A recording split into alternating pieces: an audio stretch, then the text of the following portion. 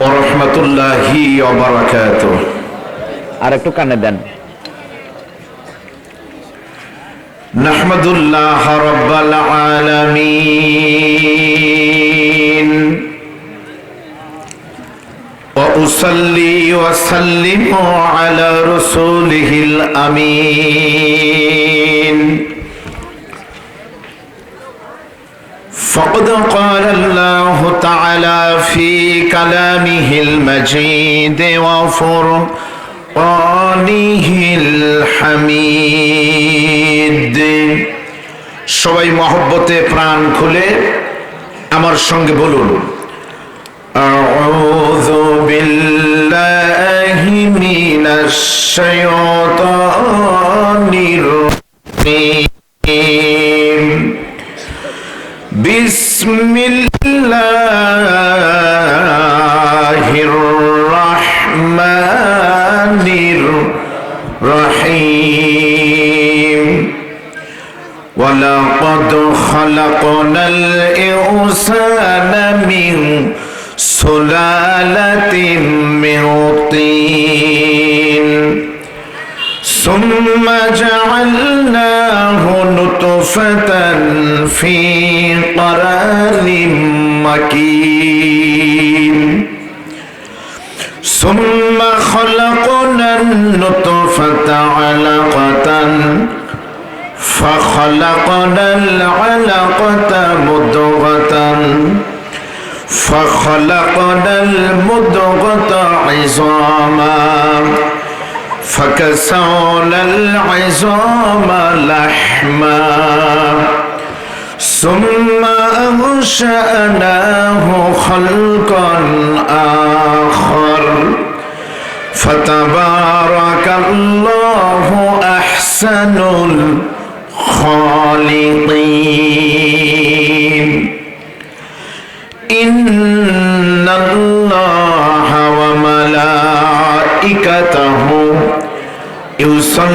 يصلون على النبي يا أيها الذين آمنوا صلوا عليه وسلموا تسليما. সকলে ধীরে ধীরে হিম পড়েন, আল্লাহুম্মা সাল্লি আলা মুহাম্মাদ ওয়া আলা আলি মুহাম্মাদ كما صليت على إبراهيم وعلى آل إبراهيم إنك حميد مجيد. اللهم بارك على محمد وعلى آل محمد كما باركت على إبراهيم وعلى آل إبراهيم إنك حميد مجيد. মন যদি দিতে হয় নবীকে দিও, ভালো যদি বাসতে হয় নবীকে বাসো, নবীকে বাসো। তোমার কষ্ট যাতনা, তোমার দুঃখ যাতনা যিনি সইতে পারেন না, আহা ওই নবীজির পরে সবাই দরুদ পড়িও। মন যদি দিতে হয় নবীকে দিও, কালিমা লা ইলাহা, একটা আওয়াজ দেন, লা ইলাহা ইল্লাল্লাহ। আমি অনুরোধ করবো ভাইজান, এই মাইকের আওয়াজ যাদের কানে যাচ্ছে কিন্তু আসতেছেন না, যদি আপনি মুসলমান হয়ে থাকেন আর যদি আপনার বিশ্বাস হয় কবরে গেলে কেউ থাকবে না, চাওয়ালা দোকানওয়ালা বন্ধু থাকবে না, থাকবেন মুহাম্মদ রাসূলুল্লাহ সাল্লাল্লাহু আলাইহি ওয়াসাল্লাম। সে নবীর শাফাআত চাইলে মেহেরবানি করে আপনারা সবাই ভিতরে চলে আসেন। ভলেন্টিয়ার ভাইদের বলবো দোকানগুলো বন্ধ করে দেন, দাঁড়ানো ভাইরা ভিতরে আসেন। আর আপনারা যারা জমে জমে বসে আছেন সামনের ফাঁকা জায়গা পূরণ করে মহব্বতে জওয়ান খুলে একটু জোরে বলবেন লা ইলাহা ইল্লাল্লাহ, জোরে লা ইলাহা। আসেন আসেন আসেন, লা ইলাহা ইল্লাল্লাহ সুবহানাল্লাহ আলহামদুলিল্লাহ লা ইলাহা লা ইলাহা নেই কোনো মালিক আল্লাহ ছাড়া, নেই কোনো মাশুক আল্লাহ ছাড়া, লা ইলাহা ইল্লাল্লাহ লা ইলাহা লা ইলাহা ইল্লাল্লাহ মুহাম্মাদুর রাসূলুল্লাহ। সকলেই মহব্বতে বলেন সাল্লাল্লাহু আলাইহি ওয়াসাল্লাম। পৃথিবীর মানচিত্রে 2 শতাধিকের বেশি স্বাধীন দেশের মাঝে ছোট্ট একটি দেশ, 3.5 লক্ষ মসজিদ, লক্ষ লক্ষ মাদ্রাসা দিয়ে সাজানো আমাদের প্রিয় মাতৃভূমি বাংলাদেশের ঢাকা বিভাগের অন্তর্গত অন্যতম গুরুত্বপূর্ণ ঐতিহ্য দিয়ে সমৃদ্ধ একটি জেলার নাম হলো আপনাদের টাঙ্গাইল। টাঙ্গাইল জেলার ঘাটাইল উপজেলাধীন 11 নম্বর ধলাপাড়া ইউনিয়ন পরিষদের অন্তর্গত শহীদুল খান গণ দারুল ইসলাম নুরানিয়া হাফিজিয়া মাদ্রাসা ও ইতিমখানার সৌজন্যে গাঞ্জানা ধলাপাড়া ঘাটাইল টাঙ্গাইলের 27তম বার্ষিকী আজকের বাৎসরিক ওয়াজ মাহফিলের মুহতারাম সভাপতি, আপনাদের সকলের সুপরিচিত অত্র মাদ্রাসার সভাপতি আমার প্রিয় বড় ভাই শ্রদ্ধাভাজন জনাব মোহাম্মদ রফিকুল ইসলাম খান জুহেল, আল্লাহ তাআলা তার হায়াতে পরিবারে ব্যবসা বাণিজ্যে বারাকা দান করুন, বলেন আমিন। মাহফিলের প্রধান অতিথি ময়মনসিংহ এবং ঢাকা মেডিকেল কলেজের সম্মানিত সাবেক তুখোর চিকিৎসক, বিশিষ্ট রাজনীতিবিদ, সমাজসেবক জনাব প্রফেসর ডাক্তার মোহাম্মদ শাহ আলম তালুকদার, ওরফানা লাকা যিকরক, আল্লাহ তার ইজ্জত বাড়িয়ে দিন। মাহফিলের প্রধান মেহমান ডাইরেক্টর গ্রিন টেক্স কোম্পানি জনাব হাজী জাহাঙ্গীর রাজা চৌধুরী, সম্মানিত উদ্বোধক দিলদুয়ার থেকে আগত জনাব হারুন রশিদ পীর সাহেব আছেন, আল্লাহ তার হায়াতে বারাকা দান করুন। বিশেষ অতিথিবৃন্দ, বিশেষ করে আমার প্রিয় ভাই জনাব মোহাম্মদ রমজান আলী, বিশিষ্ট সমাজসেবক এবং মালয়েশিয়া প্রবাসী, মাগরিবের পর থেকে যারা কথা বলেছেন, বিশেষ করে আমার পূর্বে আন্তর্জাতিক নন্দিত মুফাসসির, এশিয়ার সর্ববৃহৎ ঈদগাহ গড়ের শহীদ ময়দানের সম্মানিত খতিব সিনাসপদ ভাই মাওলানা হাফিজ মাহফুজুর রহমান ফাদ্দালাল্লাহু মাশকুরা, একটু পরে যিনি আসবেন বাংলাদেশের মাটি ও মানুষের প্রিয় মুখ। আমার বিশ্বাস এখানে কোনো মানুষের মোবাইল নাই যার মোবাইলের ভিতরে তার ওয়াজ 2-1টা হলো ডাউনলোড বা তোলা নাই।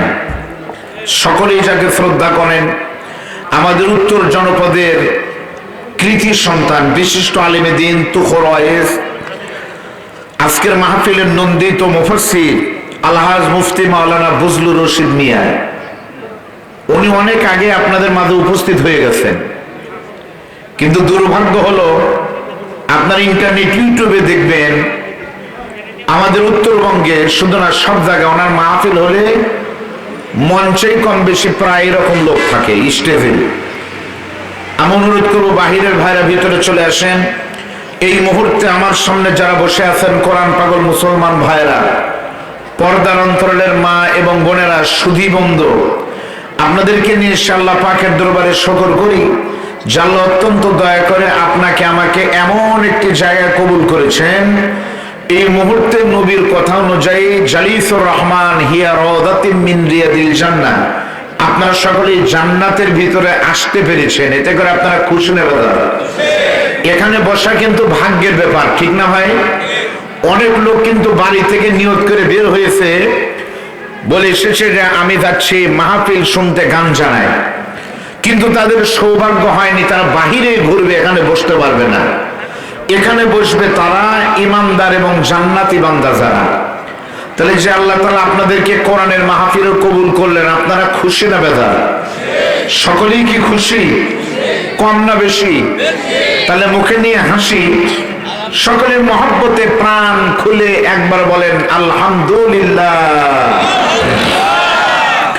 দরুদ এবং সালাম পেশ করি নবীজির প্রতি।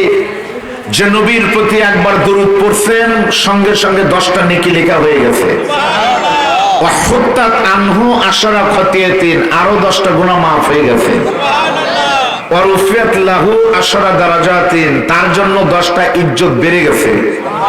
ওগো রাতের বাতাস, তুমি যখন ঘাটাইল থেকে বইতে বইতে মদিনায় যাবে, আমাদের সালামটুকুন নবীর রওজায় পৌঁছাই দিও। আমি দোয়া করি আজকের মাহফিলে মোনাজাত পর্যন্ত যারা থাকবে, আল্লাহ যেন আপনাদেরকে জীবনে একটাবার হলো সোনার মদিনায় গিয়ে সশরীরে নবীকে সালাম দেওয়ার সুযোগ দান করে দেন। আমরা মহব্বতে সকলে বলি আল্লাহুম্মা আমিন। আপনারা সবাই কেমন আছেন? আলহামদুলিল্লাহ। আরবিতে একটা কথা রয়েছে, কুল্লু জাদিদিন লাযীযুন, প্রত্যেকটি নতুন জিনিস আকর্ষণীয় হয়, নতুন খাবার স্বাদেও ভালো লাগে। আপনারা টাঙ্গাইলের লোক যদি বগুড়ায় যান, যদি মনে থাকে পকেটে টাকা থাকে, আসার সময় বগুড়া থেকে কি নিয়ে আসেন? দই। সারেলে টান দে বলেন দই, ঠিকই তাই। আর আমরা বগুড়ার লোক যদি টাঙ্গাইলে আসি, মিষ্টি কেউ খায় না, যদি বলে হুজুর এটা পোড়া বাড়ি সমসম, তাহলে যতই কম কম হোক একটু খাওয়ার চেষ্টা করি, নতুন তো স্বাদ ভালো। তা আমি আব্দুল বারী রশিদী আপনাদের সামনে নতুন না পুরাতন? আপনাদের এলাকায় হয়তো বা নতুন, কিন্তু আমি আপনাদের এলাকায় মাহফিল করেছি ঘাটাইলের ভিতরে। গতবার আসলাম ডুবাইলে 2 দিন ব্যাপী মাহফিল।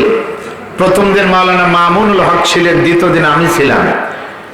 আমাদেরকে হেলিকপ্টার দিয়ে নিয়ে আসলেন। আজকের প্রধান বক্তা যিনি, উনিও ছিলেন। এরপর আপনাদের এলাকায় আমি পরশুদিন মাহফিল করেছি আপনাদের মধুপুরের কাকরাইদের পরে জলছত্র আমলিতলা, এরপর এখানে কলিয়া না কালিয়া আছে আপনাদের এই এলাকায়, কথাই শোনো কলিয়া, তারপর ফুলবাড়িয়ার আসিম বাজার। আমার মাহফিল বেশি ধনবাড়ি, টাঙ্গাইল, মধুপুরে, কাকরাইল, কুড়াগাছা, বিষ্ণাইপাল, পিরোজপুর, জটাবাড়ি, অনেক মাহফিল নতুন পুরাতন করেছি। আপনার মেহেরবানি করে বাহিরের লোক ভিতরে চলে আসেন। বক্তার আকর্ষণে আসলে শুধু ওয়াজিব শুনবেন, নেকি হবে না। আর যদি নিয়ত থাকে কোরআনের টানে, নবীর প্রেমে, তাহলে ওয়াজও শুনবেন, নেকিও পাবেন, ঠিক না ভাই? এমন একটি কোরআন, এই কোরআনের সঙ্গে সম্পর্ক রাখছে যারা, কেউ ঠকে নাই, ঠিক না? বাহিরের ভাইয়েরা কোরআনের সাথে সম্পর্ক নাই, ভিতরে চলে আসেন। দেখেন কোরআনের সাথে সম্পর্ক রাখলে কি হয়। এই মুহূর্তে আমি যে চেয়ারে বসে আছি, এই চেয়ারটার দাম যদি 10,000 টাকা হয়, সামনে যে টেবিলটা রয়েছে এই টেবিলের দাম কিন্তু সর্বোচ্চ 1,500 টাকা না, 2,000 টাকা হয় কঠিন। কিন্তু আমি থাকার কারণে এই টেবিলে চেয়ারে যদি লাথিও লাগে 10 বার, তবুও কোনো গুনাহ হবে না। কিন্তু এই মুহূর্তে কম দামি টেবিলের উপরে আল্লাহর কোরআন থাকার কারণে এই এলাকার যত ফার্নিচার রয়েছে, কোটি টাকার খাটের থেকেও এই ছোট্ট টেবিলের দাম কোরআনের সঙ্গে লেগে থাকার কারণে বেশি হয়ে গেছে। বলেন আল্লাহু আকবার। বাহিরে ঘুরবেন না, এখানে আসেন, সম্পর্ক কোরআনের সাথে করেন। হতেই পারে অনেকে এসেছেন আমার মতো গুনাহগার হয়ে, কোরআনের কারণে ফিরে যাবেন ইমানদার হয়ে, হতে পারে না? আপনারা বলেন তো ভাই, এই কোরআনের আলোচনা কি কোনোদিন শেষ হবে? কোরআন কেউ শেষ করতে পারবে? পেরেছে? কোরআন কি কখনো পুরাতন হবে? নবী বলেন লা তুহসা আজাইবুহু ওয়ালা তুবলা গারাইবুহু, কোরআন কখনোই পুরাতন। এ ঘোষণাকার বলেন আল্লাহ রাব্বুল আলামিন বলেন উল্লাউ কানাল বাহরু মিদাদান লিকালিমাতি রাব্বি লানাফিদাল বাহরু ক্বাবলা আন তানফাদা কালিমাতু রাব্বি ওয়ালাউ জিনা বিমিসলিহি মাদাদা। আপনারা এখানে যা আছেন 5% লোক আল্লাহু আকবার জোরে বলেননি। কারণ কি? এখনো কি জোরে আল্লাহু আকবার তাকবীর দিলে, ইসলামী আন্দোলন করলে, এখনো মিছিলে গেলে, এখনো কি আপনাদেরকে পুলিশ দাবড়ায় নাকি? তাহলে আল্লাহু আকবার গোপনে বললেন কেন? শোনেন, একবার আলহামদুলিল্লাহ সুবহানাল্লাহ একবার জোরে বলবেন। নবী বলেন সুবহানাল্লাহি তামলাউল মিজান, আলহামদুলিল্লাহি তামলানে মা বাইনাস সামাওয়াতি ওয়াল আরদ। একবার জোরে বললে আসমান জমিনের মাঝে ফাঁকা জায়গা আল্লাহ নেকি দিয়ে ভরায় দিবে। সুবহানাল্লাহ। এরপরে যারা আল্লাহু আকবার বলে না, তারা হয় ঠোসা, না হলে অন্য কিছু। একটু জোরে তাকবীর দিতে হবে, পারবেন আপনারা? প্রথমে তাকবীর দিবেন যারা এখানে বসে আছেন, যাদের বাড়ি এই গান জানা না, গান জানার লোক যারা, তারা দেন তো, বাহিরের লোক না, গান জানার অধিবাসী আপনারা দেন লিল্লাহি তাকবীর। গান জানার বাহিরে যারা, তারা এবার বাজনা বাজায় জোরে দেন লিল্লাহি তাকবীর। বুঝা গেল না? সমান সমান হয়ে গেল। সকলেই মহব্বত করে একটু হাতটা টান টান করে তোলেন তো ভাই, একটু জোরে তোলেন। আর একটা আওয়াজ দেন তো ভাই। সকলে হাত তোলেন, হাতটা একটু নাড়ান তো ভাই, নাড়ান।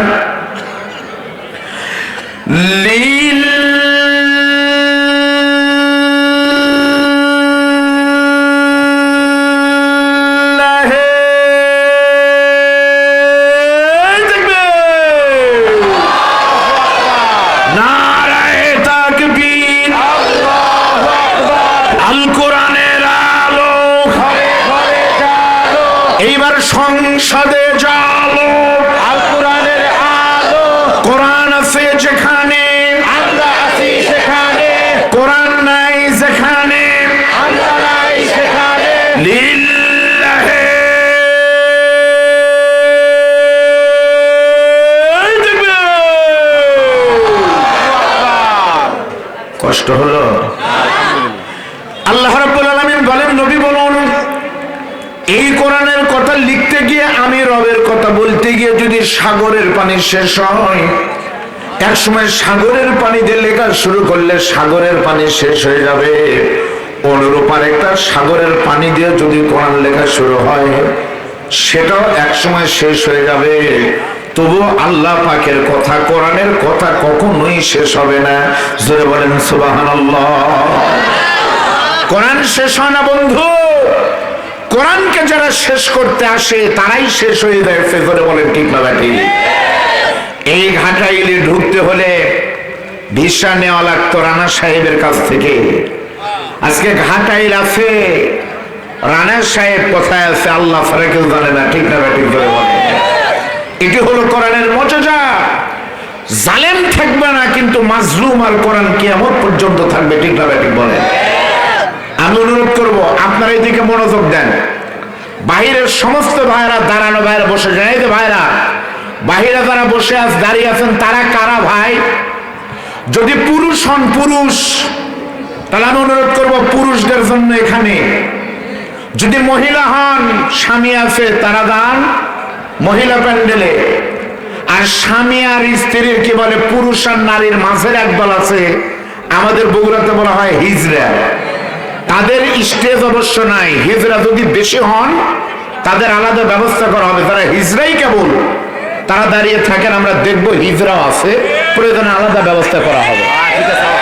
এখানে যদি কোনো হিজড়াও বসে, আপনারা আপত্তি করবেন? তার মানে হিজড়ারাও বসতে পারবেন, এর নিচে তো আর নাই, হিজড়াই শেষ। বসে আমার সঙ্গে মহব্বতে একটু আমাকে লাইনে উঠায় দেন, পড়েন আমার সঙ্গে জবান খুলে। أعوذ بالله من الشيطان الرجيم بسم الله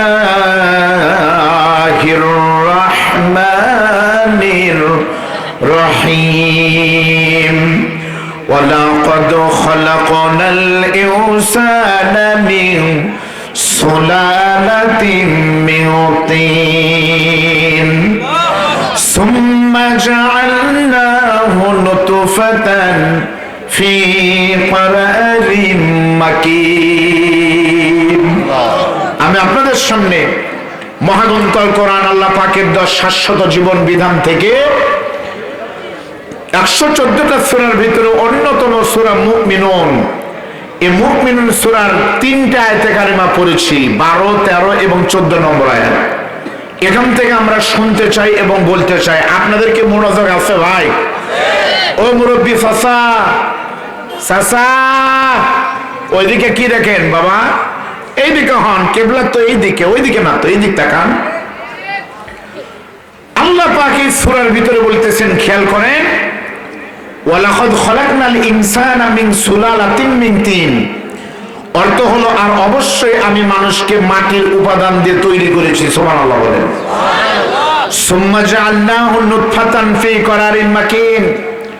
অতঃপর আমি তাকে শুক্রাণু রূপে মায়ের ডিম্বাণুর ভিতরে আমি রেখে দিয়েছিলাম, টপকে সুন্দর জায়গায়। তারপর আল্লাহ পাক এক ফোঁটা বীর্য থেকে কেমনে মানুষ বানালেন তা বর্ণনা করেছেন। আপনারা যারা আল্লাহর বান্দা বসে আছেন, এখানে অনেক বড় বড় লোক আছে আলহামদুলিল্লাহ। এলিট শ্রেণী আছে, কৃষক, শ্রমিক, চাষা বাসা সবাই আছে। এমনকি শুনেছি আপনাদের ঘাটাইলের অফিসার ইনচার্জ আমাদের ওসি স্যারও নাকি আসার কথা, আসবেন। এখানে অনেক বড় বড় ভাইরা আছেন, অনেকেই আমরা এক হয়ে গেছি। আজকে আমাদের আর কোনো ক্লাস নাই, আজকে আমরা সকলেই কোরআন শুনতে এসেছি। যারা বলেন ঠিক না নাকি? তাকান এদিকে, আল্লাহ পাক বলতেছেন, আমি মানুষকে মাটির উপাদান দিয়ে তৈরি করেছি। আপনারা যারা মানুষ আল্লাহর বান্দা, জবান খুলে বলেন তো, আল্লাহ আমাদের কি দিয়ে বানিয়েছে? যারা বলেননি তারা বলেন, আল্লাহ আমাদের কি দিয়ে বানালেন? এরা কে বলেছেন? কোথায় বলেছেন? কোন সূরায় বলেছেন? সূরা মুমিনুনে। কত নম্বর আয়াতে বলেছেন? বলেন 12 নম্বর আয়াতে। তাহলে আমরা কিসের তৈরি? আপনারা কিন্তু ভুল বললেন, শুনলেন এখনই, আবার এখনই ভুল বললেন। আসলে আল্লাহ মাটি দিয়ে বানিয়েছে, এটা কিন্তু তাফসিরে নাই। আল্লাহ মাটির উপাদান দিয়ে বানিয়েছে। একটা হলো সরাসরি মাটি, আর একটা হলো মাটির উপাদান। দুইটা কি এক জিনিস ভাই? আনারসের জুস পাওয়া যায়, আনারসের জুস আর সরাসরি মধুপুরের আনারস এক, পার্থক্য আছে। আমাদের শরীরে যে মাটির উপাদান রয়েছে, এটা কি প্রমাণ করার দরকার নাই? বিজ্ঞানীরা প্রমাণ করতে গিয়ে দেখে মাটির ভিতরে কি আছে, তারা পরীক্ষা করে দেখলো মাটির ভিতরে আছে nitrogen, hydrogen, oxygen, magnesium, potassium, এগুলো রয়েছে। এবার তারা মানুষের রক্ত পরীক্ষা করতে গিয়ে কম্পিউটারে দিয়ে দিল মেশিনে। কিছুক্ষণ পর রিপোর্ট চলে আসলো, মানুষের শরীরেও অক্সিজেন আছে, নাই, নাইট্রোজেন নাই, হাইড্রোজেন নাই, লবণ নাই, লৌহ নাই। তখন বিজ্ঞানীরা রিপোর্ট দিল কোরআন সত্য। খ্রিস্টানেরা তখন তারা বলতে বাধ্য হয়েছে, this is the book where there is no doubt. এরা বিজ্ঞান দিয়ে প্রমাণিত। আমরা খ্রিস্টান বিজ্ঞানী সাক্ষী দিচ্ছি, মুসলমানদের কোরআনের ভিতরে কোনো ভুল নাই। এখানে বলেন আল্লাহু আকবার। এবার আমাদের শরীরে মাটি আছে, আমরা মাটির তৈরি, তার ব্যাখ্যা কি? এখানে অনেক আলেম ওলামা আছেন যাদের ছাত্র হওয়ার সৌভাগ্য আমার হয়তো হবে না। মানুষ মাটির তৈরি তাফসীরের ভিতরে আছে, তার জবাব হলো, ব্যাখ্যা হলো তিনটি। শোনেন মনোযোগ দিয়ে, আমার ভাষা কি আপনারা বুঝতে পারতেছেন? প্রত্যেকের কিন্তু আঞ্চলিক ভাষা আছে, আমি কিন্তু আঞ্চলিক ভাষা ব্যবহার করতেছি না। আমি যদি আঞ্চলিক ভাষার কথা বলি, আপনারা অনেকেই বুঝতে পারবেন না আসলে কি বলতেছি। আমাদের বগুড়ার আঞ্চলিক ভাষায় মামুতই আলু, আলু, ওই কাউলে ছড়া ক্যালি আলু, খালি আলু। আপনারা কি বুঝবেন? আমার মাহফিল ময়মনসিংহ বিভাগে এই জামালপুরে 26 তারিখের তুলসীপুর সব থেকে বড় সম্মেলন। আমি দ্বিতীয় দিন, শেষের দিনের বক্তা হিসেবে আছি। আমার মনে আছে 5 বছর আগে আমি এসেছিলাম গৌরীপুরে, ময়মনসিংহে। আমার আগের বক্তা ওয়াজ করতেছে, আল্লাহ পাক আদম নবীকে ফাটাইছেন, ইব্রাহিম নবীকে ফাটাইছেন। আমি বললাম পাঠানো না ফাটানো? পরে দেখলাম ময়মনসিংহ অঞ্চলে প কে বলে ফ, পাঠানোকে বলে ফাটানো। এটা ভাষার মাধুর্য। আমার মাহফিল গতকাল ছিল পাবনা, পাবনার আঞ্চলিক ভাষা আপনারা বুঝতে পারবেন না, ফেরেশতাদের অনুবাদ করে বুঝতে হয়। তারা কথা বলে, মামু মানে গেদা কোনে গেছিলি? বলে সহের বিদিন। কি কামে গেছিলি? বলে গুরদু উরুম মরম খায় লায়মা কুরহির বাস্তানে, তারপর আসতেছি। ও কোনে কয় টাক্কিছিন। আপনারা কি কিছু বুঝছেন? আপনার ঢাকা কাছে, ঢাকা গেলে হাজী সেলিমের এলাকায় বাপ ছেলেকে বলে হালা, ছেলে বাপকে বলে হালা। কয় তোমার বাপ কোথায়? কয় আমার বাপ হালায় হজে গেছে গা। ওর বাপ হালাই বলে হজে গেছে। আজ বাবা এসে আবার বলতেছে, এইবার আমার ছেলে হালাকে হজে পাঠাবো গা। এরা হলো ভাষার মাধুর্য। এমনকি আপনাদের এলাকার কৃতি সন্তান কই গেল রমজান ভাই? রমজান ভাইয়ের সৌভাগ্যে আমরা গেছিলাম মালয়েশিয়া। আমার জীবনের প্রথম মালয়েশিয়া গেছিলাম গত রমজানে। মালয়েশিয়ার ভাষা, ওখানে আঞ্চলিকতা আছে। ওদের ভাষা লাপান পুলু সাতু যোগ তুজু পুলু তুস। আপনারা কি বুঝছেন কিছু ভাই? খেয়াল করেন, তাহলে সবাই মিলে বলেন তো আল্লাহ আমাদের কি দিয়ে বানিয়েছে? এর জবাব কোরআনে রয়েছে তিনটি। আমরা তো মাটির তৈরি, আমার স্যার আছে ডাক্তার মানুষ, কোরআন বলতেছে তার ব্যাখ্যা হলো তিনটি। এক নম্বর ব্যাখ্যা শোনেন,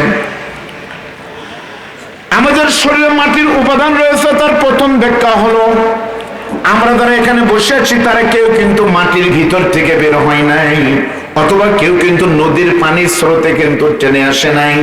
আমরা সকলেই এসেছে কিন্তু একটা পন্থার মাধ্যমে। আমাদের প্রথম মাটির তৈরি, তার ব্যাখ্যা হলো এই পৃথিবীতে যত মানুষ রয়েছে সকলের আগে প্রথম নবীর নাম হলো আদম নবী। আল্লাহ পাক আদম নবীকে পুরোটাই কিন্তু মাটি দিয়ে বানিয়েছে। ধরে বলেন ঠিক? আদম নবী পুরোটাই কিন্তু মাটির তৈরি। সেজন্যই কিন্তু একটা গান আছে, মাটির আদমকে প্রথম সৃষ্টি করিয়া ঘোষণা করলে তুমি শ্রেষ্ঠ বলিয়া। আমরা মাটির তৈরি, তার প্রথম ব্যাখ্যা হলো আমাদের পিতা আদি পিতা আদম হলেন পুরোটাই মাটির তৈরি। যেহেতু আমাদের শরীরের ভিতরে মাটির উপাদান রয়েছে, মাটি আছে, সেজন্য কিয়ামত পর্যন্ত যত আদম সন্তান দুনিয়াতে আসবে মাটি বাবা হওয়ার কারণে সন্তানেরাও মাটি হবে। আমরা মাটির তৈরি, প্রথম ব্যাখ্যা। আমার বাপসা বাবার সঙ্গে রক্তের মিল থাকার কারণে আমিও তা। জোরে বলেন ঠিক না ঠিক? এখন কেউ যদি বলে আমার বাবার রক্তের সঙ্গে আমার কোনো মিল নাই, আমাদের বগুড়াতে একটা গালি দেয়, বাবার রক্তের মিল নাই, তুমি কি তাহলে অবৈধ? কি বুঝতে পারছেন? বলার দরকার না, বুঝছেন তো? আমার বাংলাদেশে যারা বিশ্বাস করে আপনার ডারউইনের বিবর্তন বা ডারউইনের বিবর্তনবাদে লেখা আছে মানুষ এসেছে বানর থেকে, বলেন নাউজুবিল্লাহ, তাই না স্যার? এই বিবর্তনবাদ পড়ানো হতো গাঞ্জানা প্রাইমারি স্কুলে। মুসলমানের বাচ্চারা শিখতো আমরা মাটির তৈরি, কোরআন সে বলতেছি কাফের হয়ে যেত, কিন্তু কিছুই বলা যায়নি, বললেই ঘুমান্ত হুজুর জেলখানায় গিয়ে হাজির। 5 তারিখের পর আমরা দেখেছি এই বইগুলো ছাপানো হতো ইন্ডিয়াতে, কলকাতাতে, উড়িষ্যাতে। সেজন্য তারা স্লো ভাবে আমাদের বাচ্চাদের কাফের বানাতো। আলহামদুলিল্লাহ এখন আর বাংলাদেশের বই দিল্লিতে ছাপা হবে না। এতদিন পর্যন্ত বাংলাদেশ চলেছিল নরেন্দ্র মোদীর আইন দিয়া, আগামীতে বাংলাদেশ চলবে কোরআন এবং মদিনার সনদ দিয়া। বলেন কথা ঠিক না? আমাদের শরীরে মাটির তৈরি, তার প্রথম প্রমাণ হলো আমার বাপও মাটি আমিও মাটি। প্রথম ব্যাখ্যা চলে গেল। দ্বিতীয় নম্বর ব্যাখ্যা হলো এই যে আমার স্যার এখানে বসে আছেন, প্রধান অতিথি, অত্যন্ত গুণীজন সজ্জন ব্যক্তি, কিন্তু আপনাদের এলাকার কিছু সন্তান। তালুকদার সাহেবকে দেখেন কি সুন্দর মানুষ, একেবারে গোলাপের মতো। এই মানুষ যখন জন্ম হয়েছিল, আমি আব্দুল বাড়ি যখন এসেছি, আমাদের সকলের আসার লাইন কিন্তু মা বাবার বৈধ মিলনের মাধ্যমে, ঠিক না? সেজন্যই কিন্তু একটা গানে আছে, বাবা আনন্দে মাতিয়া সাগরে ভাসায়া সেই যে চলে যায় খবর লয় না, মাজন ধরিয়া উদরে কতই কষ্ট করে, 10 মাস পরে পায় প্রসবের বেদনা, এমন দরদি ভাবে কেউ হবে না আমার মা। সর্বপ্রথম আমি আপনি কিন্তু ছিলাম বাবার বীর্য। বলে দেখেন ডাক্তার সাহেবদের বিজ্ঞান বলতেছে, কোরআনে একই কথা বলতেছে, আমাদের প্রথম উৎপন্ন হয়েছে কিন্তু শুরু হয়েছিল বাবার বীর্য দিয়ে। আর মানুষের বীর্য কিভাবে কিন্তু হয়? স্বামী স্ত্রী একটা বৈধ মিলন হলো, আপনাদের গাঞ্জানা গ্রামে মিলন হয়েছে, সেই দিনই বাবার বীর্য শুকরানো কিন্তু মায়ের জোড়াইতে ঢুকে গিয়েছিল। সেই দিন কিন্তু স্বামী স্ত্রী কেউ টের পায় নাই কি হয়ে গেল। মেয়েটি বুঝতে পেরেছিল পরের মাসে যখন মাসিক হওয়ার কথা যখন হয়নি, তখন বিবি স্বামীকে বলতেছে, স্বামী গো আমি কি মা হতে চলতেছি নাকি? স্বামী ধমক দিয়ে বলতেছে এখনো 3 বছর, তার আগে কোনো সুযোগ নাই। কিন্তু আরো 1 মাস চলে গেল, তখন অসুস্থ, মাসিক হয় না। বিবি তখন আশ্চর্য হয়, জিজ্ঞাসা করতেছে স্বামী গো আপনি মুহূর্তে কোন জায়গায় আছেন? স্বামী তখন মোবাইলে বলতেছে বিবি আমি রয়েছে ঘাটাইলে। স্বামী বলতেছে ঘাটাইল থেকে আসার সময় আমার জন্য একটা যন্ত্র কিনে আনবেন, ডাক্তারের দোকানে ফার্মেসিতে পাওয়া যায়, নাম হলো ইজি বেবি টেস্ট, সন্তান পরীক্ষা করা যায়। সে যন্ত্র কিনে যখন বাড়িতে এনেছে, আপনার বিবি ঘুম থেকে উঠে সকালবেলা ফজর নামাজ পড়ার পর সকালের প্রথম পেশাবটা একটা মগের ভিতরে ভরে নিয়ে ওই পেশাবের ভিতরে যখন ইজি বেবি টেস্টটা যখন ছেড়ে দিয়েছে, চুবিয়ে দিয়েছে, শর্ত হলো 1 মিনিট পর তুললে পারে যদি পেটের ভিতরে সন্তান থাকে, যদি বীর্য থাকে, তাহলে একটা গ্রিন সিগন্যাল, সবুজ রঙ। আমার এই কাঠি সাক্ষী দিচ্ছে আমার পেটে কিন্তু সন্তান এসেছে। এখান থেকে আপনি কি বুঝলেন? পৃথিবীর প্রত্যেকটা মানুষ আসে কিন্তু বাবার শুক্রাণু অথবা বীর্য থেকে, আর মানুষের বীর্য উৎপন্ন হয় কিন্তু রক্ত থেকে, আর মানুষের রক্ত উৎপন্ন হয় কিন্তু খাদ্য থেকে। এবার সকলে বুঝে থাকলে বলেন তো, পৃথিবীর সমস্ত খাদ্য উৎপন্ন হয় কোথায় থেকে? স্যার ঠিক আছে তো, আপনি থাকার কারণে আমার টেনশন হচ্ছে। ডাক্তারি থিওরি যদি ভুল হয়, এগুলো তো বিজ্ঞানী থিওরি। বলে দেখেন, বলেন সবাই। শুক্রাণু তৈরি হয় রক্ত থেকে, রক্ত আসে খাদ্য থেকে, আর খাদ্য আসে মাটি থেকে। সব খাবার, ঠিক না? সব খাবার। আপনাদের এক টাইমে আনারস হয়, হলুদ হয়, আবার কলাও হয়, সব মাটি থেকে, ঠিক না ভাই? আমি নীলফামারীতে ওয়াজ করছিলাম যে সমস্ত খাবার মাটি থেকে হয়। আমার সামনের এক মুরব্বী বুঝানোর সম্ভব হলেন, আমি পারলামই না। উনি বলতে তো সব খাবার মাটি থেকে হলে হতে পারে, কিন্তু বিড়ি সিগারেট মাটি ছাড়াই হয়। রমজান ভাই সামনে আসেন। ঠিক আছে, দুনিয়া থাকার জায়গা না। দেখেন কি অবস্থা, মাটি থেকে হয়। আপনারা বলেন বিড়ি সিগারেট মাটি ছাড়া হয়? মাটির উপরের কাগজ, কাগজ হয় বাঁশ থেকে। বাঁশ হয় কোন জায়গায়? ভিতরে তামাক, তামাক হয় কোন জায়গায়? রংপুর অথবা কুষ্টিয়া যায়। দেখেন কোথায় হয়। আপনারা অনেকে মন খারাপ করতেছেন, হুজুর 17 বছর পর ভোট আসতেছে, আর ভোটের আনন্দই হলো বিড়ি আর সিগারেট আর রং চা খাওয়া। আপনি ভোটের আগে আমাদের বিরুদ্ধে ওয়াজ করবেন না ভাই। আপনারা 17 বছর পর চান্স পাইছেন, বিড়ি খায় ভোট দিবেন, আমার আপত্তি তাতে নাই। আমার কোনো প্রার্থী ঘাটাইলে নাই। আমি আপনাদের বিরুদ্ধে যাব না। বাংলাদেশ এমন একটা দেশ, যে দেশে একটা হাঁসের মাথা খেতে লাগলে খরচ হয় 500 টাকা হাঁসের দাম। একটা মুরগি খেতে গেলে মাথার দাম 200 টাকা। আর ভোটের আগে মুসলমানের মাথা কিনতে খরচ মাত্র 20 টাকা। কয় টাকা খরচ? একটা লোনটা বিস্কিট, একটা বিস্কিট 5, একটা রংসা 5, একটা পান 5, আর একটা টান 5। Vote MP 5। যারা বলেন ঠিক না ব্যাটা? খেয়াল করবেন আমার দিকে।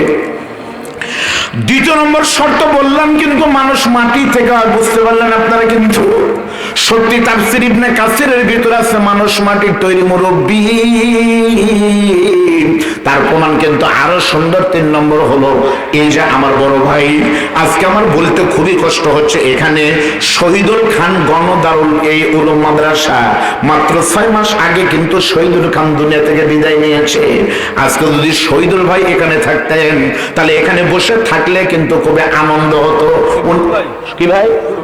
শফিকুল ভাই, আলহামদুলিল্লাহ, উনি কিন্তু দুনিয়ার সফর সংক্ষিপ্ত করে কবরে গিয়েছে। আমি শফিক ভাইয়ের কবরটা জিয়ারত করে আসলাম একটু আগে। খেয়াল করেন, এই শফিকুল ইসলাম যখন মায়ের পেটে ছিল, আমার আল্লাহ তখন ডাক দিয়ে বলেছিল, ফেরেশতারা রে, আজকে স্বামী স্ত্রীর মিলনের মাধ্যমে কাঞ্চনা গ্রামে একটা সম্ভ্রান্ত পরিবারের শফিকুল নামে একটা মানুষের জন্ম হলো আমার বান্দা। এই শফিকুল দুনিয়াতে বিশাল বড় সরকারি অফিসার হবে। শফিকুল ভাই মনে করেন 50 বছর বেঁচেছে। 50 বছর পর শফিকুল মারা গেলে তার কবর হবে গাঞ্জানা গ্রামে, তার মায়ের কবরের পাশে। আপনি কোথায় মারা যাবেন, কোথায় কবর হবে, এটা কিন্তু আল্লাহ কর্তৃক নির্ধারিত, কিন্তু আপনার ইচ্ছা মতো হবে না। ফায়সালা কিন্তু আগেই হয়েছে। যখন আল্লাহ বলেন শফিকুল কবরে যাবে, এই জায়গার কবর, তখন ফেরেশতারা এসে ওই কবরের মাটির ভিতর থেকে 1 চিমটি মাটি নিয়ে আপনার বাবার শুক্রাণুর ভিতরে কিন্তু মায়ের ডিম্বাণুর ভিতরে কিন্তু কবরের মাটি মিশিয়ে দেয়। বুখারীর বর্ণনা, সেজন্য নবী বলেন আল্লাহ যাকে যেখানকার মাটি দিয়ে বানিয়েছে তাকে কিন্তু সেখানেই কবর হতে হবে। পছন্দ মতো জায়গায় কিন্তু বাজেট ছাড়া আপনার কবর হবে না। প্রমাণ হলো, বাড়ি হলো বাংলাদেশে, প্রবাসে থাকে মালয়েশিয়ায়, করোনার ভিতরে মালায় গেছে মালয়েশিয়ায়, কবর কিন্তু মালয়েশিয়াতে হয়েছে। আরো সুন্দর করে বোঝাতে হলো বলবো বন্ধু, রাজনীতি মনে করবেন না। বাংলাদেশে আপমার জনসাধারণ দলমত নির্বিশেষে সকলের পরিচিত, যার পুরো নাম কিন্তু নিতে হয় না, শুধুমাত্র কোরআনের পাখি বললেই কিন্তু সকলে চিনে। বাংলাদেশে কিয়ামত পর্যন্ত বক্তার পরিবর্তে বক্তা আসবে, পীরের পরিবর্তে কিন্তু পীর হবে। কিন্তু আমার বিশ্বাস আগামী 100 বছরে আল্লামা সাইদির জন্ম কিন্তু আর হবে না। সেই কোরআনের পাখিকে জালেম কিভাবে জুলুম করে শেষ করে দিল। হুজুরের কবর কিন্তু খুলনাতে হওয়ার কথা ছিল আমার পছন্দ মতো জায়গায়, কিন্তু হুজুরের কবর খোঁড়া কবর কিন্তু জালেম বন্ধ করে দিয়ে পিরোজপুরের মাটিতে কিন্তু তাকে ঘুমিয়ে দিয়েছে। আমি দেখে এসেছি মসজিদের সাথেই হুজুর ঘুমিয়ে আছেন। আমার আল্লাহ রাখতে বলতেছে, সাইদি তোমার মায়ের ডিম্বাণুর ভিতরে তো খুলনার মাটি আমি রাখিনি, পিরোজপুরের মাটি রয়েছে, সুতরাং সেখানকার মাটি ওখানেই তোমাকে ঘুমাতে হবে। এটা কিন্তু আমার বেলায় হবে, আপনার বেলায় হবে নির্ধারিত, যেহেতু কবরের মাটি আপনার শরীরে আছে। মুফাসসিররা বলেন এই দিক থেকে সত্যি আমরা মাটির তৈরি। আপনারা সুবহানাল্লাহ আলহামদুলিল্লাহ বললে কি গুনাহ হবে? একটু জোরে বলেন আলহামদুলিল্লাহ। এবার আপনাদের বলতে হবে, ভাই আপনাদের ভিতরে একটা ইন্টেনশন কাজ করতেছে সম্ভবত, আমি খেয়াল করতেছি, কারণ মর্নিং সোজা ডে, সকালের সূর্যই কিন্তু দিন বোঝা যায়। দি ফেস ইন্ডেক্স অফ মাইন্ড আপনাদের ভিতরে সবার ভিতরে একটু টেনশন। যেমন গরু হারালে কিন্তু মানুষ মসজিদে গিয়ে কিন্তু দেখবেন, কারো যদি গরু হারায় ওই লোকটা কিন্তু জামাতে নামাজ পড়তেছে, তাও কিন্তু এরকম নামাজের ভিতরে মানে দেখি জানালা দিয়ে গরু দেখা যায় কিনা। তা আপনাদের ভিতরে এরকম মনে হচ্ছে কারো কি গরু হারাইছে ভাই? 2-1 লোক বাইরে টেনশন করতেছেন, আপনাদের সন্দেহ খুব সম্ভবত প্রধান বক্তা আসছে কি আসেনি। 3-4 জন লোক আমাকে বলছে প্রধান বক্তা কি আসছে। আপনাদের জ্ঞাতার্থে জানায়, আপনারা খুব খেয়াল করেন, আপনাদের গ্রামে যদি মন্ত্রী আসে, মন্ত্রী ঘাটাইলে যদি মন্ত্রী আসে, অথবা আপনাদের ঘাটাইল ক্যান্টনমেন্টে যদি সেনাবাহিনী প্রধান আসে, তার গাড়ির সামনে কি কোনো গাড়ি থাকবে না? যেরকম থাকে না, সেনাবাহিনীর গাড়ি সেনাবাহিনীর প্রধান পিছনে আছে, তার প্রমাণ হলো সেনাবাহিনীর গাড়ির সামনে কমপক্ষে প্রোটোকল অনুযায়ী 15-20টা গাড়ি থাকে। তো এরকম প্রধান বক্তাতে এসেছে, তার স্যাম্পল হলো আমি আজকের মাহফিলের বক্তা ডক্টর আব্দুল বারী রশিদি, আমি কিন্তু ওনার আপন মেয়ের জামাই, উনি কিন্তু আমার শ্বশুর। তার মানে জামাই যদি আসে, শ্বশুরকে আসে নাই, আর শ্বশুরকে রেখে আসলে পারে আপনাকে আমাকে সুস্থ অবস্থায় বগুড়া যেতে দিবেন? তাহলে আমারও তো টেনশন আছে। এ ধরো ধরো ভাই, কি দেখেন বলতেছে ধরো, হুজুর চলে এসেছে, জামাই বলতেছে। আপনারা সবাই বসেন, একটা তাকবীর দেন তো ভাই, লিল্লাহ তাকবীর, আলহামদুলিল্লাহ বলেন। এইবার আমি আপনাদের সামনে একটু প্রমাণ করতে চাই, এক ফোঁটা নাপাক বীর্য থেকে এত সুন্দর করে যিনি মানুষ বানালেন, এর পিছনে কিন্তু কোনো পীরের এক অংশ অবদান নাই, কোনো বক্তারও কিন্তু কোনো অবদান নাই, কোনো আপনজনের কোনো অবদান নাই। আপনাদের সকলের বলতে হবে, বলেন তো এত সুন্দর করে যিনি আপনাকে বানিয়েছে ও টাঙ্গাইলের মুসলমান, বলেন তো তিনি কে? যেরকম তিনি কে? আপনারা আবার ভুল করলেন, আপনারা বলেন তিনি আল্লাহ, আসলে কিন্তু তা না। চোখ বড় বড় করবেন না, আগে কোরআনের তাফসীর বুঝেন। কোরআন বলতেছে তিনি হলেন আমার রব, বলেন তিনি কে? রব। এখন কথা হলো রব কাকে বলে? তাফসীর ইবনে কাসিরের ভিতরে আছে রব হলো তারবিয়াতু শাই ইলা কামালিহি শাইয়ান ফাশাইয়া, নাই থেকে তিনি পরিপূর্ণতা দান করেন, তিনি হলেন আমার রব। ভাবেন একবার সূরা ইমরান মুমিনের 40 নম্বর 14 নম্বর আয়াতে বলেন, বান্দা শোনো, প্রথম দিন কিন্তু তুমি ছিলে বাবার পায়ের পেটের ভিতরে, মায়ের ডিম্বাণুর ভিতরে এক ফোঁটা বীর্য। 40 দিন পর্যন্ত তুমি কিন্তু ছিল নাপাক পানি। 40 দিন পর্যন্ত তোমাকে কিন্তু কেউ ধরেনি, তোমাকে দেখেনি। 40 দিন পর আমি তোমার এমন রব, তোমার মায়ের ডিম্বাণুর ভিতরে সেই খারাপ রক্ত মানে ওই এক ফোঁটা নাপাক বীর্যকে ধরে আমি আল্লাহ 40 দিন পর কিন্তু একটা করে গোশতবান রক্ত বানিয়েছি। আরো 40 দিন পর কিন্তু ওই রক্তের টুকরাকে আমি গোস্ত বানিয়েছি, আর আরো 40 দিন পর ফাকাসানাল ইসওয়াম আল আহমান, ওই গোস্তের টুকরার ভিতরে 106টা হাড় দিয়েছি, ওই 106টা হাড় কিন্তু গোস্ত দিয়ে ঢেকে দিয়েছি, তারপরে তোমার বুকের ভিতরে কিন্তু রুহু দিয়েছি। তাহলে আপনারা বলেন তো, এক ফোঁটা বীর্য থেকে এত সুন্দর করে যিনি আমাকে আপনাকে বানিয়েছেন, মৃত্যু পর্যন্ত তিনি রিজিকের ব্যবস্থা করবেন। আগের বক্তা ওয়াজ করলো সকালবেলা হরিণকে দিয়ে বাক্যে 1 লক্ষ টাকার হরিণকে যিনি নাস্তা করান, তিনি আর কেউ নেই মুরব্বী, তিনি আমাদের খুব খেয়াল করে শুনেন, আমার পরিচয় নেবে, রবের পরিচয় দিচ্ছি, রবের গোলামরা একটু খেয়াল করো। মায়ের পেটের ভিতরে যখন আপনাকে আমাকে রুহু দিয়েছিল, তখন আমি ছটপট করে বলেছিলাম কিন্তু খাবার দাও। আমার স্যার কিন্তু শুধু ডাক্তার না, উনি কিন্তু একেবারে শিশু বিশেষজ্ঞ নাম করা ডাক্তার। বলে দেখেন, মায়ের পেটের ভিতরে প্রথম কিন্তু ছোট্ট বাচ্চা একই যখন হয়, ওই বাচ্চা কিন্তু আস্তে আস্তে বড় হতে থাকে। সমস্ত বাচ্চার ওজন কিন্তু একরকম হয় না, একরকম হয়। কেউ কিন্তু হয় 2 কেজি, কেউ হয় 1.5 কেজি, কেউ হয় 3 কেজি, কেউ হয় 4 কেজি। 4 কেজি হয় স্যার, 4 কেজি হয়। এই পার্থক্য হওয়ার পিছনে কারণ কি? আপনি কি কোনোদিন ভেবেছিলেন মায়ের পেটের ভিতরে যখন আপনি ছিলেন, তখন কিন্তু ছিলেন ছোট্ট একটা গোলাম।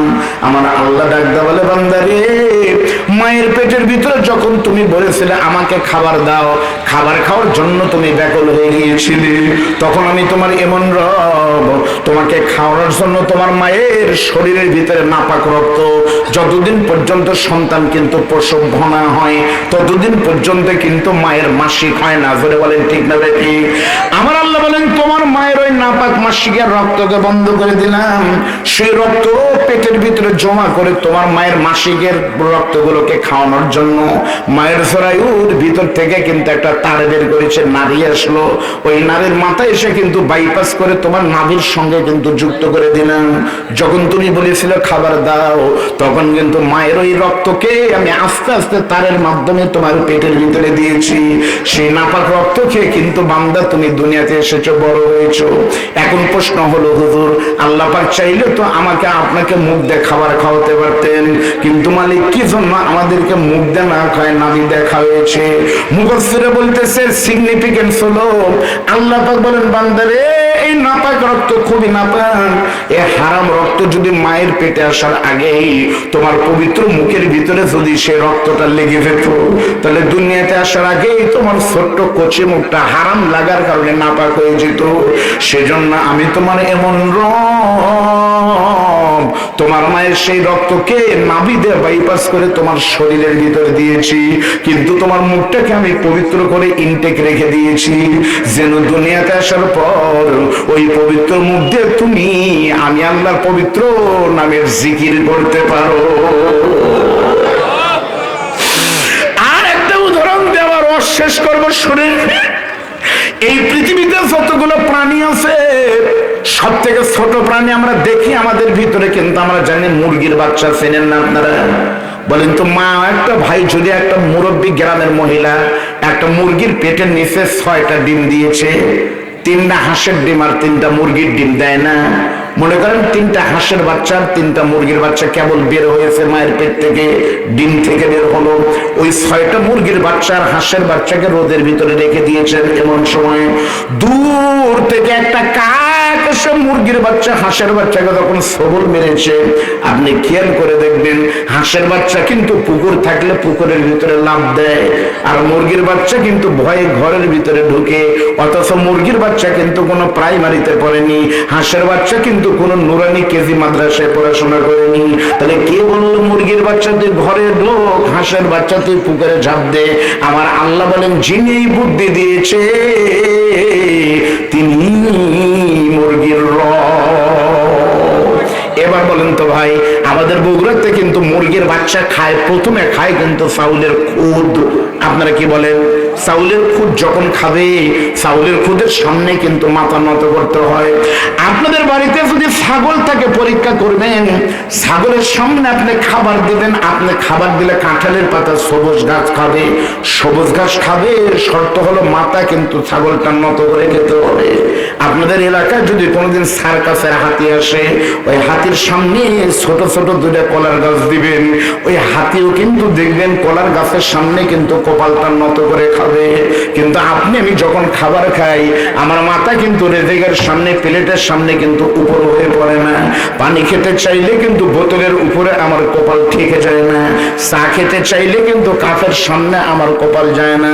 তার মানে আমার রব বুঝালো, বান্দারে এই পৃথিবীর সমস্ত প্রাণী যখন খাবার খাবে শর্ত হলো তাদের মাথা নত হবে কিন্তু রেজেকের সামনে। আর আমার গোলাম তোমরা যখন খাবার খাবে তোমাদের মাথা কিন্তু নত হবে না রেজেকের সামনে, বরং আমার বান্দার মাথা শুধুমাত্র নত হবে মসজিদে গিয়ে দিন রাতে 5 বার আমি মালিক রাজ্জাকের সামনে। আমার শেষ বক্তব্য মানে এই রব নিয়ে আপনাদের সাক্ষীতে বলা লাগবে, সমস্ত মানুষের আল্লাহর বান্দার মাথা নত হবে কেবলমাত্র একমাত্র সবেমাত্র যার সামনে। জোরে সরে জবান খুলে একটু বলেন তো তিনি কে? আরো জোরে বলেন তিনি কে? লিল্লাহি তাকবীর। এবার আপনারা বলেন তো রবের পরে দ্বিতীয় নম্বর সম্মানী কে? জোরে কোন? আপনার পাশ। আল্লাহ হলেন 1 নম্বর, রাসূল হলো 2 নম্বর। লা ইউমিনু আহাদুকুম, ওই হাদিস অনুযায়ী নবী হলেন দ্বিতীয়। এবার বলেন তো নবী যদি দ্বিতীয় স্থান হয় তাহলে তৃতীয় নম্বরে কে? ধরে বলেন। এখন অনেকে বলতেছে না, যারা রাজনীতি করে তারা বলতেছে আমার নেতা, যারা মুরিদ তারা মনে করতেছে পীর। সবাই মিলে বলেন কোরআন অনুযায়ী তৃতীয় নম্বর নবীর পরে যার জায়গা তিনি কে? উনি বলতেছে আলেম ওলামা, কিন্তু কোরআন বলতেছে না ওয়াকাদা রাব্বুকা আল্লা তা'বুদু ইল্লা ইয়াহু ওয়া বিল ওয়ালিদাইন। সত্যি বলতেছি তৃতীয় নম্বর হলো আপনার মা। জোরে বলেন কে? মা যদি 3 নম্বর হয় বলেন তো বাবা কয় নম্বর? 4 নম্বর যদি পিতা হয় বলেন তো 5 নম্বর কে? এইবার আপনার পছন্দের ব্যক্তি হলো 5, আলেম হলো 5, রাজনীতিবিদদের নেতা হলো 5, স্বামী ভক্তরা বউ ভক্তরা বলবে আমার বউ, সবই হতে পারে 5, মুরিদারা বলবে আমার পীর 5। সিরিয়াল 4টে আল্লাহ ঠিক করে দিয়েছেন। শোনেন, আল্লাহ, নবী, মা, বাবা, এরপরে আপনি সিরিয়াল করেন, আল্লাহর কোনো আপত্তি নাই। কিন্তু দুর্ভাগ্য, আমার বাংলাদেশে রবের পায়ে সেজদা না দিয়ে মাজারে সেজদা দেয় এমন লোক বাংলাদেশে আছে না নাই? নবীকে বেশি ভালোবাসে, নেতাকে ভালোবাসে এমন পাগল আছে না নাই? শীতের দিন মাকে একটা চাদর কিনে দেয় না, প্রচন্ড শীতে বাবাকে একটা কম্বল কিনে দেয় না, অথচ বাবার দরবারের ওরসে টাঙ্গাইল ঘাটাইল থেকে ঘোড়া কিনে, বাঘ কিনে, হাতি কিনে, মহিষ কিনে, গরু কিনে পাঠায়। এমন ভক্তকে আপনাদের দিকে নাই? সত্যি বলতেছি, আমি নাম বলবো না, শুধুমাত্র এইটুকুন ইঙ্গিত করে বলি, বন্ধু শোনে, আমরা বগুড়ার মানুষ, যতটুকুন বুঝেছি ততটুকুন জেনেছি। সারা জীবন যদি আপনি কোনো পীরের মুরিদ না হন আপনি কিন্তু সত্যি জান্নাতে যাবেন। কিন্তু বাংলাদেশের সমস্ত পীর যদি বলে তুমি জান্নাতি, আর আপনার মা কষ্ট পেয়ে যদি একদিন খালি উহ শব্দ মুখ দিয়ে বের করে, কোরআন বলতেছে আপনি অবশ্যই কিন্তু জাহান্নামে যাবেন। এই যে বগুড়া থেকে হুজুর এসেছে, মুরব্বী মানুষ, বড় আলেম, উনি দোয়া করলে কিন্তু 50-50 কবুল হতেও পারে, নাও পারে। আপনারা যারা ইস্তেমার ময়দানে যাবেন যতই জিকির করেন, আসার আগে আজরাইল চলো যাই কাকরাইল, যদি চাও বাঁচতে চলো বাড়ি গাছতে, বাড়াতে পারেন, কিন্তু কাকরাইলের দোয়া কবুল হবে কোনো গ্যারান্টি কিন্তু নাই। 50-50। আপনার পীর যত বড় মুরিদ হোক, রাজার বাগ হোক, দেনবাগ হোক, সুরস্যের হোক, যে পীর হোক না কেন 50-50, কিন্তু আপনার মা দুকিনি মুখ দিয়ে যে কথা একবার উচ্চারণ করবে, আল্লাহর কসম কোরআন বলতেছে মায়ের মুখ দিয়ে বের হওয়ার আগে ওই কথা মালিক অবশ্যই কবুল করবে। অনেকে বলবেন হুজুর আমার মা বহুদিন দোয়া করছে, বাবা তুমি লক্ষ টাকার মালিক হও, কিন্তু আমি 12 বছরও হইনি, আমার বিশ্বাসই হয় না যে মায়ের দোয়া কবুল হয়। কোরআন বলতেছে, হাদিস অনুযায়ী দোয়া কবুল হয় 3 ধরনের। বলেন কয় ধরনের? আলেমরা বলেন। আমাদের জাতির পিতা ইব্রাহিম নবীর দোয়া কবুল হয়েছিল 90 বছর বয়সে, তার সন্তান হলো। তাহলে নবীর দোয়া যদি কবুল হয় 90 বছর বয়সে, আপনি হারামখোরের দোয়া সকালে করলে বিকালে কবুল হবে, কোন কিতাবে লেখা আছে? 3 ভাবে কবুল হয়। 1 নম্বর, মায়ের দোয়ার সাথে সাথে কবুল হতে পারে, কারেন্ট পিকা। 2 নম্বর, 2 মাস পরে হতে পারে। 3 নম্বর, দুনিয়াতে না হয়েও কিয়ামতে হতে পারে। আল্লাহর কসম, দুঃখিনী মায়ের দোয়া কোনো দিনও বিফলে যায় না। চ্যালেঞ্জ। বলবেন হুজুর প্রমাণ কি? সংক্ষিপ্ত করে মাত্র 5 মিনিট বলবো। মায়ের দোয়া কবুল হওয়ার জন্য ছোট্ট একটা ঘটনা আমার চোখের দিকে তাকাবেন। বাংলাদেশে নামাজ পড়লে, এখানে আপনারা যারা আছেন কালীহাতিতে গাঞ্জানা মসজিদে নামাজ পড়বেন, আপনাদের নামাজের নেকি কম হবে, কিন্তু গোপালপুরে 201 গম্বুজ মসজিদে নামাজ পড়লে নেকি বেশি হবে, এমন কোন দলিল কিন্তু কেউ দিতে পারবে? কিন্তু নবী বলেছে 3টা মসজিদে নামাজ পড়লে নেকি বেশি। 1 নম্বর মসজিদের নাম হলো মক্কায়, খানায় কাবায় গিয়ে। নবী বলেছেন কেউ যদি মক্কায় গিয়ে খানায় কাবাকে সামনে নিয়ে শুধু 1 রাকাত নামাজ পড়তে পারে, আমার আল্লাহ তাআলা কাবার ইমামের পিছনে নামাজ পড়ার কারণে, বাইতুল্লাহ হওয়ার কারণে, প্রত্যেক রাকাতে আল্লাহ তাআলা আপনার নামায় আমলে 1 লক্ষ রাকাত নামাজের নেকি দিবে।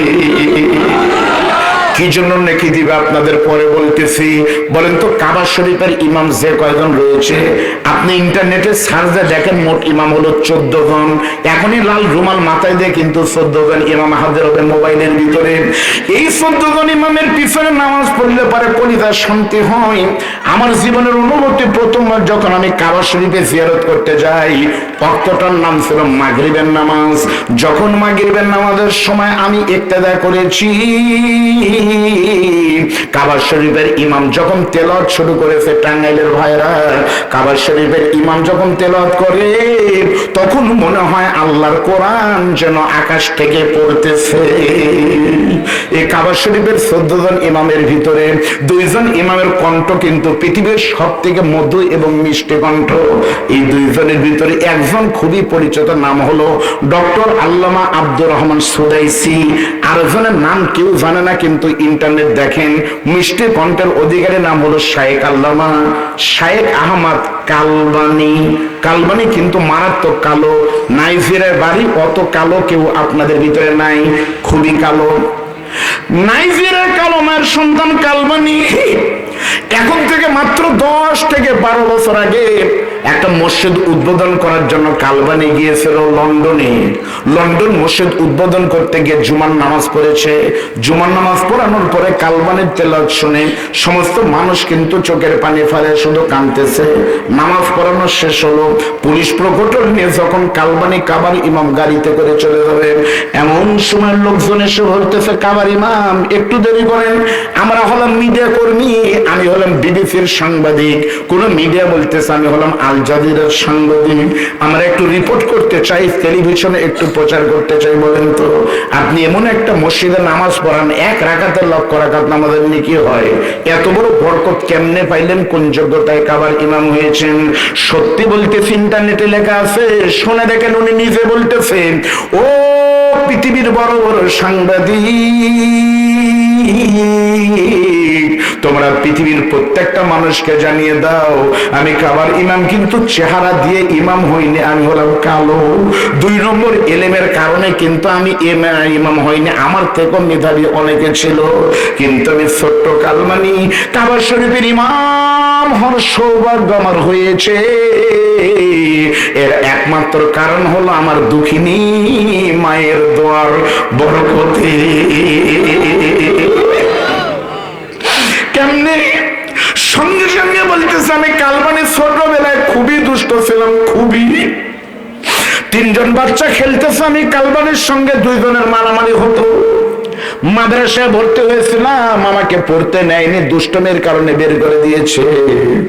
সবাই মারে, কিন্তু আমার মা আমাকে মারে, আবার জড়ায় ধরে কালো কালবানির মুখে চুমু দেয়। আমার বয়স যখন 7 বছর, আমি কালবানিকে নিয়ে আমার গর্ভধারিণী মার জন্মদাতা পিতা গিয়েছিল হজ করতে। হজে গিয়ে রাতের বেলায় যখন তাহাজ্জুদের সময় হতো, ও বন্ধু বাংলাদেশের মসজিদে কিন্তু আজান হয় দিনে রাতে 5 ওয়াক্ত, আর মক্কা মদিনায় আজান হয় কিন্তু দিনে রাতে মোট 6 ওয়াক্ত। একটা ওয়াক্ত বেশি হয়, নাম হলো তাহাজ্জুদের নামাজ। সত্যি বলতেছি, তাহাজ্জুদের সময় তাফসীর পড়ে দেখেন, ওয়ামিনাল লাইলি ফাতাহাজ্জাত বিহি নাফিলাতাল লাক। রাতের এমন একটা অংশ আছে যখন আমার আল্লাহ প্রথম আসমানে এসে বলতে থাকে, গাঞ্জানার মুসলমান ও কালিহাতের আমার বান্দারা, এই রাত ভোর 4টার সময় তোমরা কে আমার দরবারে সেজদা দিচ্ছ? সেজন্য তাহাজ্জুদ নামাজের দোয়া কিন্তু শতভাগ কবুল হওয়ার সম্ভাবনা রয়েছে। কালবানি বলতেছে, আমি কালবানি যখন দুষ্ট ছিলাম, ঘুম থেকে তুলে আমার মা ভোর রাতে তাহাজ্জুদের সময় আমাকে নিয়ে 7 বার তাওয়াফ করতো প্রতিদিন। আমার বাবা আমাকে কাঁধে করে নিয়ে হযরত আসর চুমু দিত, ছাপা মারো আপার ছাই করতো। একদিন আমার দুঃখিনী মা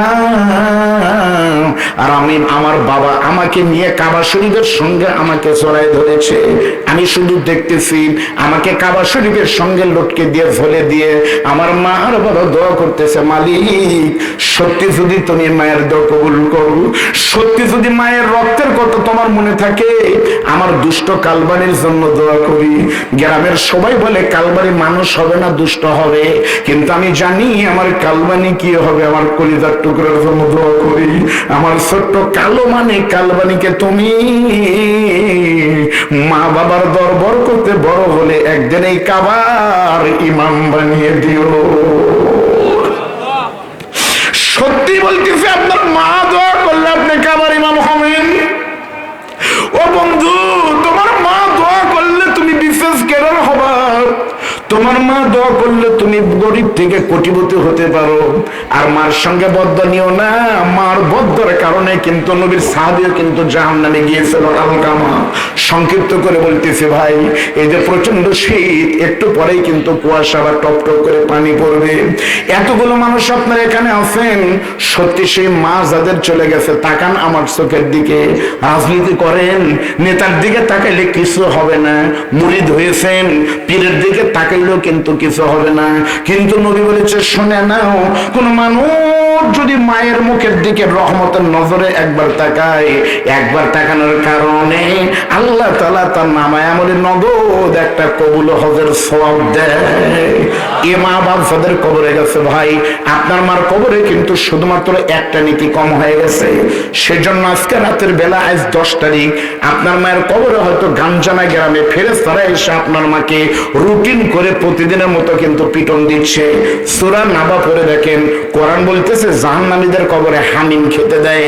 হামিম শব্দের অর্থ এমন গরম পানি, যে গরম পানি খাওয়ার সঙ্গে সঙ্গে আপনার দুঃখিনী মা মুহূর্তের ভিতরে ঝলসে পড়ে নাশ্বাস হয়ে যাচ্ছে। গস্সাকা শব্দের অর্থ হলো গরম দুর্গন্ধযুক্ত পুষ। এমনও হতে পারে আপনাদের মা কবরে আছে, একটা নেকের জন্য বড় বিপদে আছে।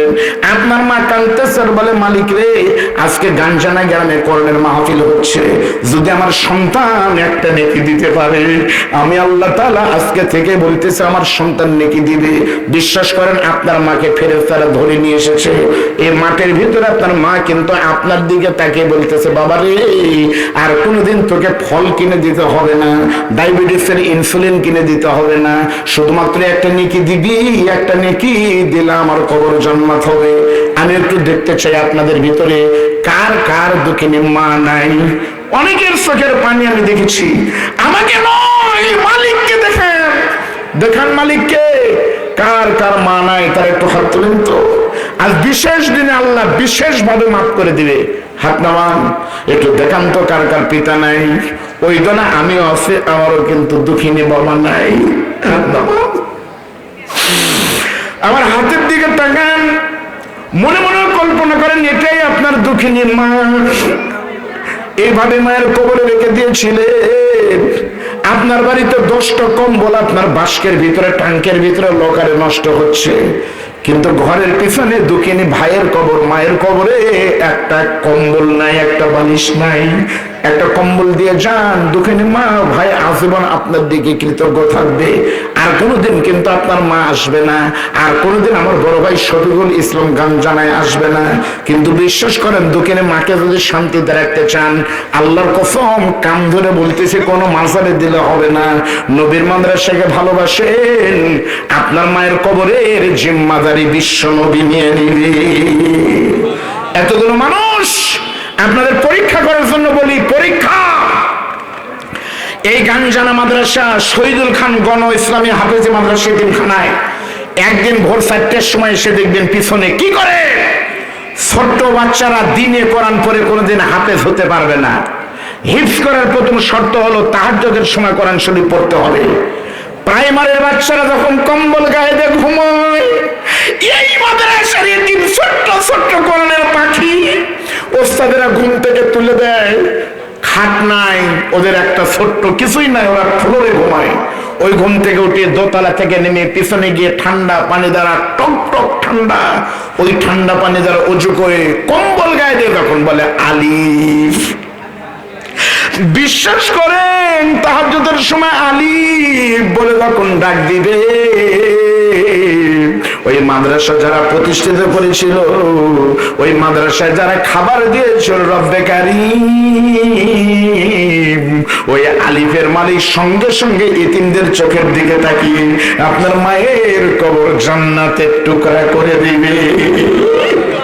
আজকে দেখবেন আপনাদের টাকা বিফলে যায়নি, এই মাদ্রাসার কলিজার টুকরা ছাত্র আজকে হাফেজের সনদের পাগড়ি গ্রহণ করবে। একটু দাঁড়াও তো বাবা, তুমি দাঁড়াও, বাবা তুমি দাঁড়াও। ওই দেখো